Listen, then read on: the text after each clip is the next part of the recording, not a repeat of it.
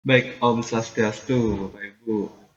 Di sini saya membuat video ini adalah tujuan untuk tugas pada BIMTEK PJJ tahun 2021 yang dari Distrik Kabangan. Baik, di sini saya akan menjelaskan materi tentang tekanan zat, materi IPA kelas 8 SMP. Langsung saja, tekanan zat terdiri dari dua definisi ya, tekanan dan zat. Tekanan itu sendiri adalah besarnya gaya yang bekerja pada benda tiap satuan luas bidang tekan. Dengan kata lain, tekanan sama dengan penyebaran gaya pada luas satu permukaan. Next. Nah, di sini ada pertanyaan awal yang berupa brainstorming ya. Di tanah yang berlumpur, memilih memakai sepatu yang mana? Kita berikan pertanyaan itu kepada murid untuk membangun suasana. Yaitu yang pertama adalah sepatu boot, yang kedua adalah sepatu high heels. Kira-kira yang mana dipilih? Oke, kita lanjut aja. Nah, dalam teka, uh, definisi tekanan zat itu ada kata zat. Nah, zat itu sendiri adalah substansi nama lainnya. Kita bagi dia menjadi tiga di sini. Dalam pengetahuan alam ada zat padat, ada zat cair, dan ada zat gas. Next, tekanan zat padat. Kita mulai dari tekanan zat padat ya. Apabila gaya yang diberikan pada suatu benda, simbolnya F semakin besar, maka tekanan yang dihasilkan akan semakin besar. Semakin luas permukaan suatu benda dengan gaya yang sama, tekanan yang dihasilkan semakin kecil. Contoh yang tadi, kita kasih pertanyaan brainstorming tentang sepatu boot versus sepatu high heels. Maka yang tadi adalah seperti ini. Maka murid akan memilih salah satu, dan kita berikan ilustrasi seperti ini. Kalau sepatu boot itu dia akan tidak tenggelam, apa lebih tepatnya tidak terhisap, tidak terhisap karena luas bidang tekannya itu lebih besar. Sedangkan sepatu high heels karena luas bidang tekannya itu lebih kecil, maka dia bisa tenggelam.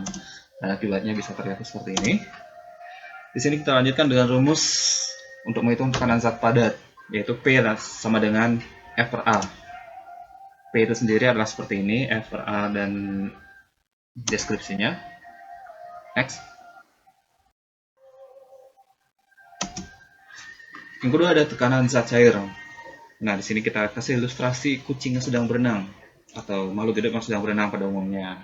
Karena kucing itu imut, kita pakai kucing ya. Disebut juga dengan tekanan hidrostatis. Konsep tekanan ini dapat kita temui pada saat kita berenang dalam air, badan kita terdorong ke atas, seperti air memberikan gaya ke atas buat tubuh kita.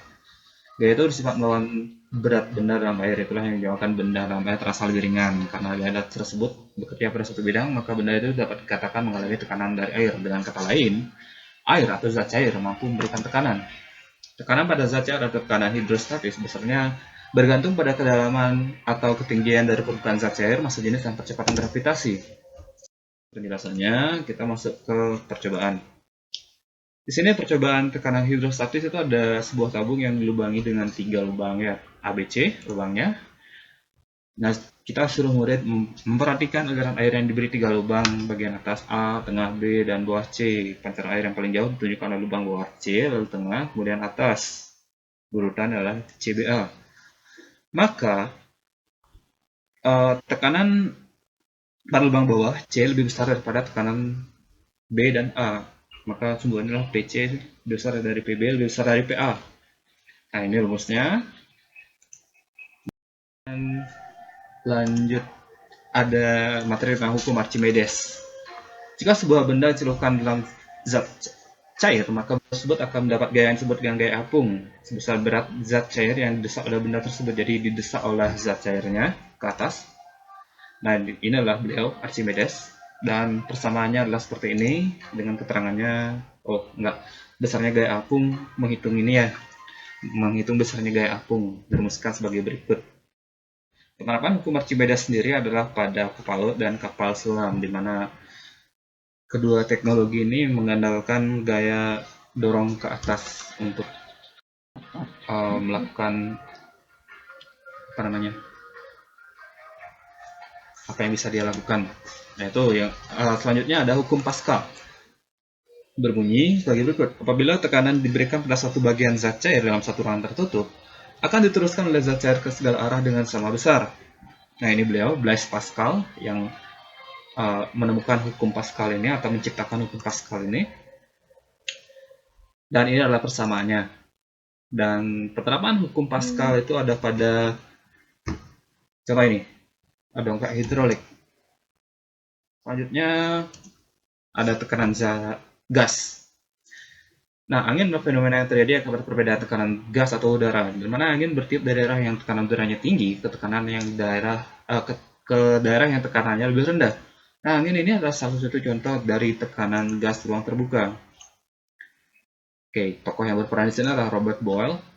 Pada tahun 1662, seorang ilmuwan bernama Robert Boyle menemukan bahwa tekanan gas atau udara berbanding terbalik dengan volume suatu wadah. Jadi semakin tinggi tekanan udara, maka semakin rendah volume suatu wadah. Kebalikannya, semakin rendah tekanan udara, maka semakin besar volume wadahnya. Selanjutnya, sampai sekarang prinsip ini dinamakan hukum Boyle. Oke, contoh penerapan hukum Boyle itu adalah pada balon udara. Bisa terbang, ini balon udara ini bisa terbang. Sebab meningkatnya volume udara dalam balon dengan cara memanaskan udaranya. Dengan panaskannya udara, maka volume udara dalam balon meningkat sementara tekanannya menurun. Setelah itu baru